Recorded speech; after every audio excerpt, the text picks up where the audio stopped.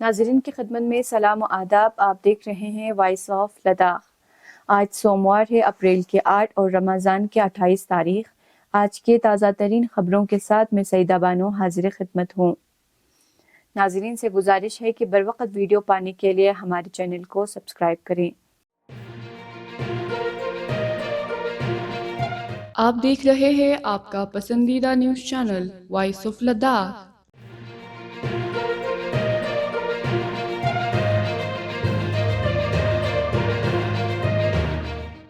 محکمہ سیاحت کارگل نے تیسرے ایڈیشن ایپریکاٹ بلازم فیسٹیول کے تحت کارگل کے گھرکن گاؤں میں ایپریکاٹ بلازم فیسٹیول کا پہلا پروگرام منعقد کیا، جس دوران اسسٹنٹ ڈائریکٹر ٹورزم کارگل رحمت اللہ بٹ مہمان خصوصی تھے.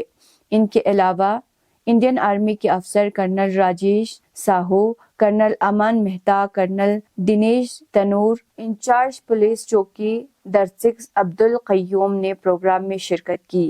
اس کے علاوہ متعدد قومی اور بین الاقوامی سیاحوں، گاؤں کے افراد اور لوک فنکار بھی اس موقع پر موجود تھے. میلے کے انعقاد کی اہمیت پر زور دیتے ہوئے اسسٹنٹ ڈائریکٹر ٹورزم نے کہا کہ گھرکن اور اس کے پڑوسی گاؤں ضلع میں اعلیٰ قسم کی خوبانی پیدا کرنے کے لیے مشہور ہیں. انہوں نے کمیونٹی پر زور دیا کہ وہ اپنی شناخت اور ثقافتی ورثے کو فعال طور پر محفوظ رکھیں. اسسٹنٹ ڈائریکٹر ٹورزم نے کہا کہ ضلع انتظامیہ خوبانی کی برآمد کو قومی اور بین الاقوامی منڈیوں تک پہنچانے کے لیے ہر ممکن تعاون فراہم کرنے کے لیے پرعزم ہے. خوبانی کے کھلنے کا میلہ 6 اپریل سے 18 اپریل تک یوٹی لداخ میں منعقد کیا جا رہا ہے.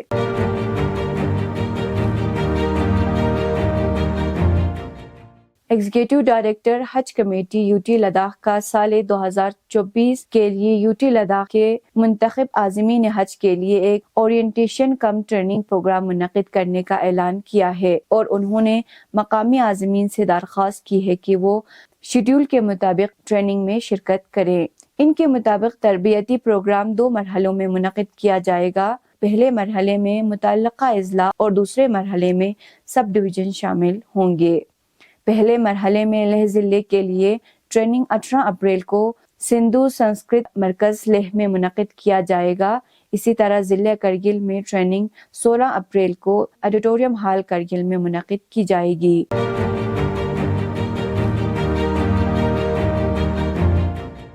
Help age India Ladakh heart foundation نے درونگ پدما کرپو اسکول کے ساتھ مل کر 7 اپریل کو عالمی یوم صحت 2024 منایا، جس کا مقصد لیہ کے علاقے میں صحت سے متعلق بیداری اور تعلیم کو فروغ دینا تھا. ڈاکٹر نورڈن اورجر نے صحت مند طرز زندگی اپنانے میں غذائیت کی اہمیت پر زور دیا اور طلباء کو حوصلہ افزائی کی کہ وہ صحت مند جسم اور دماغ کو برقرار رکھنے کے لیے جنک فوڈ پر صحت بخش خوراک کو ترجیح دیں. وائس پرنسپل ڈورانگ پدما کرپو اسکول نے لداخ کے صحت کے منظر کو آگے بڑھانے میں لداخ ہارٹ فاؤنڈیشن اور ہیلپ ایج انڈیا کی کوششوں کی ستائش کی اور صحت کی تعلیم اور بیداری کے اقدامات کو فروغ دینے میں مسلسل تعاون کی اہمیت پر زور دیا.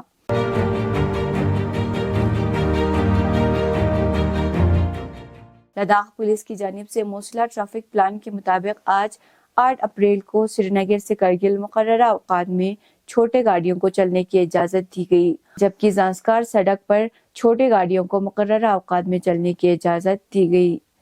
گزشتہ 24 گھنٹوں کے دوران کرگل میں درجہ حرارت 0.3 ڈگری سینٹی گریڈ درج کیا گیا. لیہ ضلع میں درجہ حرارت -3.8 ڈگری سینٹی گریڈ، دراس میں درجہ حرارت -5.3 ڈگری سینٹی گریڈ، جبکہ زانسکار میں -7.5 ڈگری سینٹی گریڈ ریکارڈ کیا گیا. اب پیش ہے قومی اور بین الاقوامی خبریں.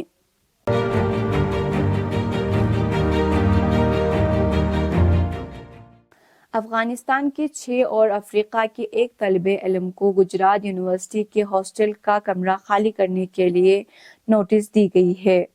احمد آباد میں واقع یونیورسٹی ہاسٹل میں تراویح پڑھنے پر ہونے والے تنازع کے بعد انتظامیہ نے 7 غیر ملکی مسلم طالب علموں کو ہاسٹل خالی کرنے کا حکم دے دیا. واضح رہے کہ 17 مارچ کو گجرات یونیورسٹی کے ہاسٹل میں کچھ غیر ملکی مسلم طلباء کے نماز پڑھنے پر اعتراض کرتے ہوئے نامعلوم شرپسندوں نے حملہ کر دیا تھا اور اس واقعے کا ویڈیو سوشل میڈیا پر وائرل ہوا تھا۔ ہونڈو کے حملے میں 5 طالب علم زخمی ہو گئے تھے۔ میڈیا رپورٹ کے مطابق پرتشدد واقعے کے 20 روز بعد یونیورسٹی انتظامیہ نے طلباء کے خلاف ہی کارروائی کرتے ہوئے انہیں ہاسٹل کا کمرہ خالی کرنے کا حکم دیا ہے۔ وہیں یونیورسٹی انتظامیہ کا کہنا ہے کہ طالب علم اپنی تعلیم مکمل کر چکے ہیں اور صرف کچھ انتظامی امور کی تکمیل کے لیے ہاسٹل میں ٹھہرے ہوئے ہیں۔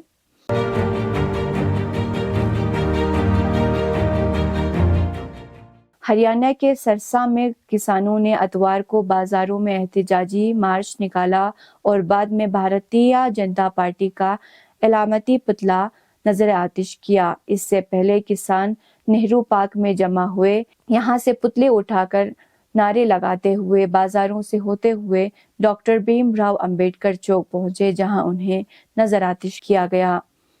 بھارتیہ کسان ایکتا کے صدر لوکھیندر سنگھ الوکھا نے کہا کہ 17 فروری سے کسان آندولن چل رہا ہے۔ وزیر اعظم نریندر مودی کے وعدوں کے مطابق کسان اپنے مطالبات کو منوانے کے لیے احتجاج کر رہے ہیں۔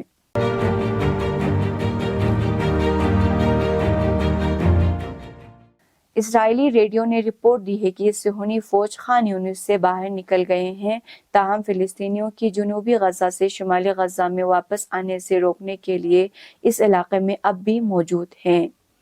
اسرائیلی فوج کے ریڈیو نے اعلان کیا ہے کہ فوج کی 98ویں بٹالین نے خان یونس کے علاقے میں اپنی کارروائیاں ختم ہونے کے بعد پسپائی اختیار کر لی ہے۔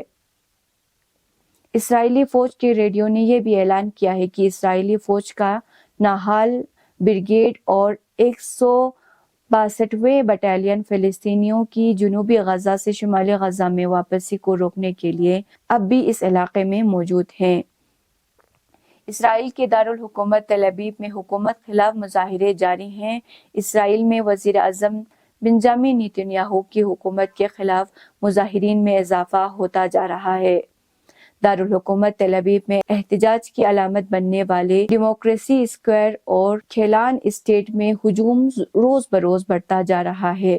حکومت ناکام پالیسیوں پر احتجاج کرنے والے مظاہرین چاہتے ہیں کہ حکومت جلد از جلد تبدیل ہو۔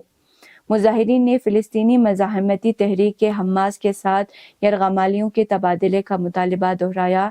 احتجاج میں غزہ میں ہونے والے جنگی جرائم کی طرف بھی توجہ مبذول کرائی۔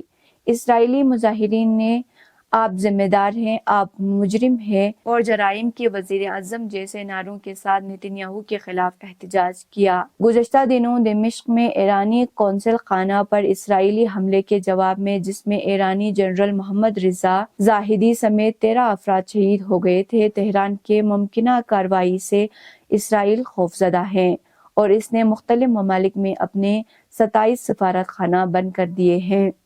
اس حملے کے خلاف ایران جوابی کارروائی کی تیاری کر رہا ہے، جس کے بعد امریکہ میں بھی ہائی الرٹ ہے۔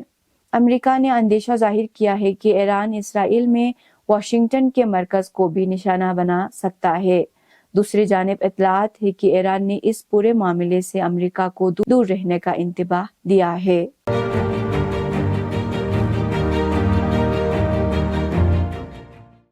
شب قدر کے مقدس موقع پر بہت بڑی تعداد میں مسلمان مسجد الاقصی میں جمع ہوئے۔ القدس اسلامک فاؤنڈیشن انتظامیہ نے اعلان کیا کہ 2 لاکھ مسلمان مسجد الاقصی میں شب قدر کے لیے یکجا ہوئے۔ اس مقدس رات کو مسجد الاقصی میں گزارنے کے خواہاں کنبوں نے یہیں پر افطاری بھی کی۔ رمضان المبارک کے آخری ایام الاقصی میں عبادت میں گزارنے کے خواہش مند کئی افراد بیت المقدس کے صحن اور باغیچے میں خیمے لگا کر اعتکاف میں بیٹھے۔ فلسطینی شب قدر منانے کے لیے ملک بھر سے سینکڑوں بسوں کے ذریعے مشرقی القدس پہنچے۔ یہ تھے اب تک کی خبریں۔ کل تک کے لیے مجھے اور میرے ساتھیوں کو دیجیے اجازت۔ اللہ حافظ۔